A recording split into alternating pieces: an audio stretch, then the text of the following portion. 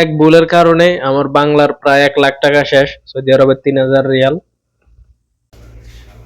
ঘটনা কি হয়েছে ওনার মুখ থেকে সরাসরি শুনুন। ইসুফ ভাই, আপনারা আজকে কয়েকদিন ধরে আমি খুব পেরেশানি দেখতেছি। আপনি ঠিকমতো ডিউটি করতেছেন না, খুব দৌড়াদৌড়িতে আছেন। আপনার সমস্যা একটু তুলে বলেন আমার প্রিয় প্রবাসী ভাইদের জন্য। জি, ওয়ালাইকুম আসসালাম বাচ্চু ভাই।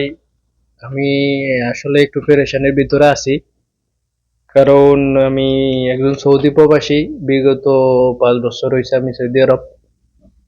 তো আমার যে সমস্যাটা, আমি বিগত জেদ্দা থাকার সময়টা, মানে শরিকা সাপ্লাইয়ের শরিকা বিলায় থাকার অবস্থায় রাত্রের বেলায় কিছু মাস্ত্রি এটা জেন কোম্পানির রাউটার নিয়ে আসছে, যে এগুলা নেয়ার জন্য। ঠিক আছে, তো আমি তো তখন নতুন, বুঝি নাই ওই রকম, আইসি নতুন নতুন। তো আমি একজন আমার লগে বাংলাদেশি আছিল, বগুড়ার। সে বলল যে নেয়ার জন্য ভালো, এই সেই। ঠিক আছে, তো পরে আমি ওর কথা, আমার আকামা দিয়ে আমি সিম নিছি। ঠিক আছে, নেয়ার পরে এগুলা আমি তো জানি নাই যে কতদিন এগুলা কেমনে ইউজ করা লাগবো, কত বছর ইউজ করা লাগবো। তো আমি ওই সময়তে আবার ছুটিতে দেশে চলে গেছি 2-3 মাস পরে। ঠিক আছে, ওইগুলা সিম টিম আর আমি বন্ধ করি নাই, বা ওইগুলা ওইভাবে ইয়ে করা হয় নাই, বুঝি নাই তো। পরে আমি দেশে থাকা অবস্থায় আমি তো, আমার সিমে কিছু মেসেজ আইছে।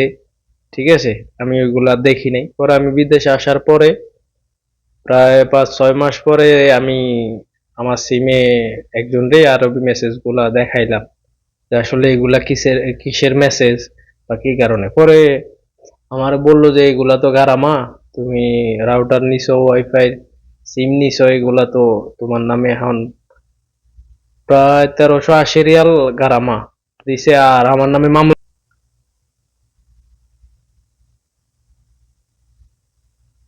হইলো 500। এটা হইলো আরো 500 টাকা, এই যে আরো 500 টাকা আমি। তো এই মামলার কাগজ আমি এগুলা এখন, মামলাগুলা এটা মুক্তবে গিয়ে এক সৌদিরে দিয়ে শেষ করলাম। তো আমার এটাই কথা, ভিডিওর উদ্দেশ্য হলো যে আমার বাংলাদেশি যারা বুঝেন না, আমার মতো যারা এরকম, তারা এই, তো এটাই বলবো, আমার বাংলাদেশি যারা ভাই আছেন, যতই আপন লোক হোক বা ইয়ে হোক, বন্ধু হোক, কারো কথায় কাউরে সিম নিয়ে দিবেন না।